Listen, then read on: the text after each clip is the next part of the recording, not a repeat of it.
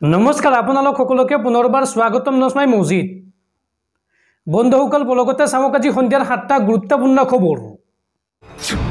প্ৰথমটো খবৰ মাটিবাৰী কাম-কাজক লৈ আহি গ'ল ডাঙৰ খবৰ। 2 অক্টোবৰৰ পৰা ৰাজ্যত আৰম্ভ হ'ব মিছন বসুন্ধৰা 3.0। মুখ্যমন্ত্ৰীয়ে এই সন্দৰ্ভত দিলে ভাল খবৰ। মাটিবাৰী কাম-কাজক লৈ আহি গ'ল ডাঙৰ খবৰ। 2 অক্টোবৰৰ পৰা ৰাজ্যত আৰম্ভ হ'ব মিছন বসুন্ধৰা 3.0।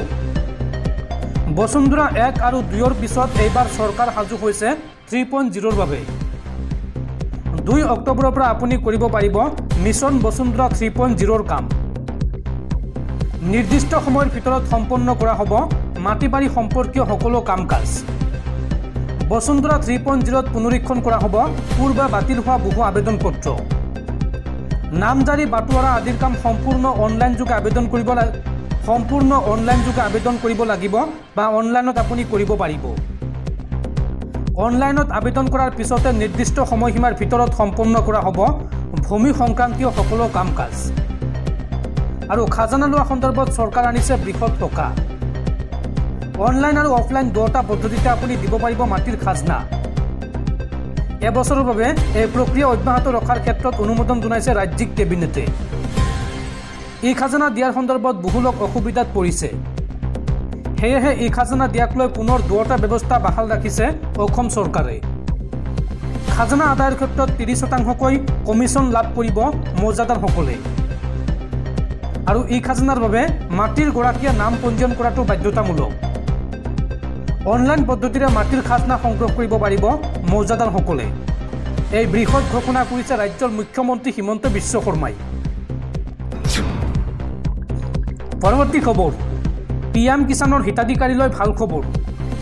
দুৰ্গা পূজাৰ সময়তে লাভ কৰিব PM কিষাণৰ 18 নম্বৰ কিস্তিৰ ধন। আৰু ধন লাভৰ বাবে আজিয়াই কৰি লওক এইকেইটা কাম। PM কিষাণ সন্মান নিধিৰ 18 নম্বৰ কিস্তিক লৈ শীঘ্ৰে আহিব ভাল খবৰ। অক্টোবৰ মাহত 18 নম্বৰ কিস্তিৰ ধন সোমাব পাৰে কৃষকৰ বেংক একাউণ্টত। আৰু ইতিমধ্যে কৃষকৰ বেংক একাউণ্টত সোমাইছে 17 নম্বৰ কিস্তিৰ ধন। হিতাধিকাৰীৰ বেংক একাউণ্টত পোনপটীয়াকৈ সোমাব এই ধন। ধন মোকলাই দিয়াৰ পূৰ্বে আপডেট কৰক আপোনাৰ বেংক একাউণ্ট। এই ধন পাবলৈ আপুনি কৰিব লাগিব এটা বিশেষ কাম। কি কাম কৰিব লাগিব, কেনেকৈ কৰিব চাওঁ আহক। এই কাম নকৰিলে আপুনি নাপাব কৃষক সন্মান নিধিৰ ধন। আগন্তুক কিস্তিৰ ধন পাবলৈ KYC কৰাটো বাধ্যতামূলক। PM কিষাণ এপৰ জৰিয়তে বা PM কিষাণৰ অফিচিয়েল ৱেবছাইটৰ জৰিয়তেও আপুনি কৰিব পাৰিব KYC। আৰু লগতে CSC চেণ্টাৰত গৈও কৰিব পাৰিব KYC। হিতাধিকাৰীসকলক KYC সম্পূৰ্ণ কৰিবলৈ আহ্বান কৰিছে কেন্দ্ৰীয় চৰকাৰে। পৰৱৰ্তী খবৰ প্ৰচণ্ড গৰমে দহিছে ৰাজ্য। আৰু তাৰ মাজতে বহৰলৈ আহিছে আন এক চাঞ্চল্যকৰ তথ্য। মানৱ ইতিহাসৰ আটাইতকৈ গৰম বছৰ হিচাপে পৰিগণিত হৈছে 2024 বৰ্ষটো।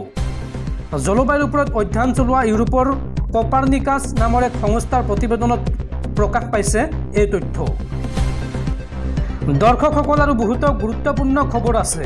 তাৰ আগতে আপোনাক জনাওঁ যে যদি আপুনি এতিয়ালৈকে এইটো ভিডিঅ'ত লাইক কৰা নাই তেন্তে এতিয়াই ভিডিঅ'টোত লাইক কৰি দিয়ক।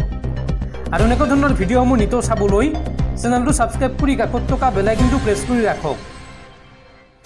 পৰৱৰ্তী খবৰ প্ৰতি 13 দিনত এজন অপৰাধীক হত্যা। বিগত 7 বছৰত যোগীৰ ৰাজ্য উত্তৰ প্ৰদেশত সংঘটিত হৈছে 13,000 এনকাউণ্টাৰ। চৰকাৰী পৰিসংখ্যাত প্ৰকাশ পাইছে এই তথ্য। প্ৰতি 13 দিনত এজন অপৰাধীক গুলীয়াই হত্যা কৰা হৈছে। আৰু বিগত 7 বছৰত মুঠ আৰক্ষীৰ এনকাউণ্টাৰৰ সংখ্যা 12,964টা। উত্তৰ প্ৰদেশৰ আৰক্ষীৰ ট্ৰেক ৰেকৰ্ডে প্ৰকাশ কৰিছে এই চাঞ্চল্যকৰ তথ্য।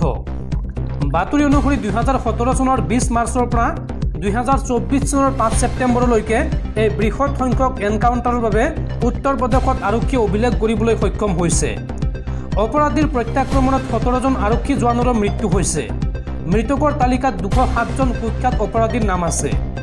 উত্তৰ প্ৰদেশত ক্ষমতালৈ অহাৰ পিছত যোগী চৰকাৰে মাফিয়া আৰু দুষ্কৃতিকাৰীৰ বিৰুদ্ধে শূন্য সহনশীলতা নীতি গ্ৰহণ কৰে। আৰু তেতিয়াৰ পৰাই ৰাজ্যখনক অপৰাধমুক্ত কৰাৰ বাবে আৰক্ষী প্ৰশাসনক অপৰিসীম ক্ষমতা প্ৰদান কৰা হৈছে। আৰু তাৰ ফলাফল চৰকাৰী পৰিসংখ্যাত ওলাইছে। উল্লেখযোগ্য যে বিৰোধীয়ে বাৰে বাৰে যোগীৰ ৰাজ্যত আৰক্ষীয়ে নিৰীহ লোকক অপৰাধী সজাই হত্যা কৰাৰ অভিযোগ উত্থাপন কৰি আহিছে। চৰকাৰী পৰিসংখ্যা ওলাই অহাৰ পিছতে নতুনকৈ প্ৰতিক্ৰিয়াৰ সৃষ্টি হৈছে। অৱশ্য এই সন্দৰ্ভত ডিজিপি প্ৰশান্ত কুমাৰে কয় যে অপৰাধীক সহ্য কৰাৰ কোনো প্ৰশ্নই নুঠে। তেওঁলোকৰ বিৰুদ্ধে কঠোৰ ব্যৱস্থা গ্ৰহণৰ এই ধাৰা অব্যাহত থাকিব উত্তৰ প্ৰদেশত।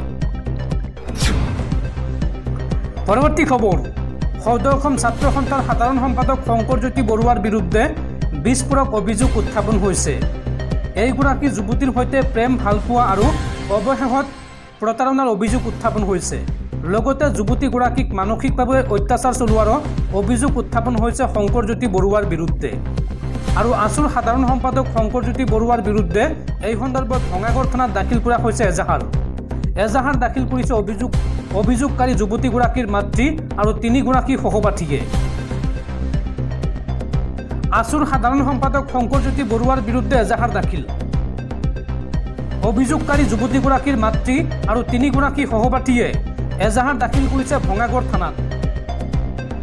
ভঙাগড় থানাই এই অভিযোগ সন্দৰ্ভত দিছপুৰ থানালৈ এৰিছে দায়িত্ব। আৰু এতিয়া দিছপুৰ থানাত আছুৰ সাধাৰণ সম্পাদকৰ বিৰুদ্ধে গোচৰ ৰুজু হোৱাৰ পূৰ্ণ সম্ভাৱনা। এজাহাৰত শংকৰজ্যোতিৰ বিৰুদ্ধে উল্লেখ আছে কেইবাটাও গুৰুতৰ অভিযোগ। শংকৰজ্যোতি বৰুৱাৰ বিৰুদ্ধে বিস্ফোৰক অভিযোগ কৰিছিল এগৰাকী যুৱতীয়ে। গুৱাহাটী বিশ্ববিদ্যালয়ৰ আইনৰ ছাত্ৰীগৰাকীৰ সৈতে শংকৰজ্যোতি বৰুৱাৰ প্ৰেমৰ সম্পৰ্ক থকাৰ অভিযোগ উত্থাপন কৰিছিল আৰু লগতে শেষত প্ৰতাৰণাৰ অভিযোগ আৰু মানসিকভাৱে অত্যাচাৰ চলোৱাৰ অভিযোগ উত্থাপন কৰিছে ভুক্তভোগী যুৱতীগৰাকীয়ে। অৱশ্য এই সন্দৰ্ভত এই পৰ্যন্ত আছুৰ সাধাৰণ সম্পাদক শংকৰজ্যোতি বৰুৱাই কোনো প্ৰতিক্ৰিয়া প্ৰকাশ কৰা নাই। পৰৱৰ্তী খবৰ, হিমন্ত বিশ্ব শৰ্মা মুখ্যমন্ত্ৰীৰ যোগ্য নহয়। ডেলিমিটেশ্যন সন্দৰ্ভত মুখ্যমন্ত্ৰী হিমন্ত বিশ্ব শৰ্মাক পুনৰ খুৰদাৰ সমালোচনা কংগ্ৰেছী সাংসদ ৰকিবুল হুছেইনৰ। হিমন্ত বিশ্ব শৰ্মা মুখ্যমন্ত্ৰীৰ বাবে যোগ্য নহয়। হিমন্ত বিশ্ব শৰ্মা অসমখনৰ মুখ্যমন্ত্ৰী নহয়, এই কথা তেওঁ নিজেই কৈছে, মই কোৱা নাই। এই মন্তব্য ৰকিবুল হুছেইনৰ। ৰকিবুল হুছেইনে লগতে মন্তব্য কৰি কয় যে তেওঁ অসমৰ মুখ্যমন্ত্ৰী হ'লে এনে কথা নকয়। পুনৰ মুখ্যমন্ত্ৰী হিমন্ত বিশ্ব শৰ্মাক এইদৰে তীব্ৰ কটাক্ষ সাংসদ ৰকিবুল হুছেইনৰ। ডেলিমিটেশ্যন সন্দৰ্ভত মুখ্যমন্ত্ৰীক তীব্ৰ সমালোচনা সাংসদগৰাকীৰ। কোনো কাৰণতে ডেলিমিটেশ্যন যুক্তিপূৰ্ণ হ'ব নোৱাৰে। সৰহসংখ্যক মানুহক অসুবিধাত পেলাইছে এই ডেলিমিটেশ্যনে। উজনি অসমত হিমন্ত বিশ্ব শৰ্মাক এতিয়া মানুহে বেয়া পায়, নামনি অসমত ভাল পায় যিসকল তেওঁৰ বন্ধু আজমলপন্থী লোকসকলে তেওঁক ভাল পায় আৰু আজমলক লগ পোৱাৰ পিছত মুখ্যমন্ত্ৰী অধিক সক্ৰিয় হৈ যায়। এই মন্তব্য কংগ্ৰেছী সাংসদ ৰকিবুল হুছেইনৰ। পৰৱৰ্তী খবৰ, এডিআৰই নিযুক্তি পৰীক্ষাৰ প্ৰশ্নকাকত ফাদিল হোৱা বুলি ফেচবুকত ভুৱা পোষ্ট দি আৰক্ষীৰ জালত চাপৰৰ কলিয়াৰ খালৰ এইগৰাকী যুৱক সুৰত জামাল। পৰৱৰ্তী খবৰ, আজি গণেশ চতুৰ্থী আৰু গণেশ চতুৰ্থী উপলক্ষে 20 কিলোগ্ৰাম সোণ দান কৰিলে মুকেশ আম্বানীৰ পুত্ৰ অনন্ত আম্বানীয়ে। গণেশ চতুৰ্থীৰ দিনা ভগৱান গণেশক বিশেষ উপহাৰ আগবঢ়ালে মুকেশ আম্বানীৰ পুত্ৰ অনন্ত আম্বানীয়ে। নতুনকৈ সাংসাৰিক জীৱন আৰম্ভ কৰিছে অনন্তই আৰু সুখৰ সংসাৰৰ আশীৰ্বাদ বিচাৰি ভগৱান গণেশক এই বিশাল পৰিমাণৰ সোণ উপহাৰ দিছে ধনী উদ্যোগপতিগৰাকীয়ে। জানিব পৰা মতে মুম্বাইৰ লালবাগছাৰ গণেশ মূৰ্তিৰ বাবে 20 কেজি ওজনৰ সোণৰ মুকুট গণেশ বাবাৰ প্ৰতি আগবঢ়াইছে অনন্তই। খবৰ অনুসৰি এই সোণৰ মুকুটৰ বাবে কমেও 15 কোটি টকা খৰচ কৰিছে অনন্ত আম্বানীয়ে। পৰৱৰ্তী খবৰ, বিজেপিত আৰম্ভ হৈছে খহনীয়া। এইবাৰ হাৰিয়ানা বিজেপিত ব্যাপক খহনীয়া। একেলগে 500ৰো অধিক নেতা মন্ত্ৰী তথা সাধাৰণ কৰ্মীয়ে ত্যাগ কৰিলে বিজেপি দল আৰু সদ্য বিজেপি ত্যাগীৰ তালিকাত আছে প্ৰাক্তন মন্ত্ৰী বিধায়ক আৰু শক্তিশালী নেতাও।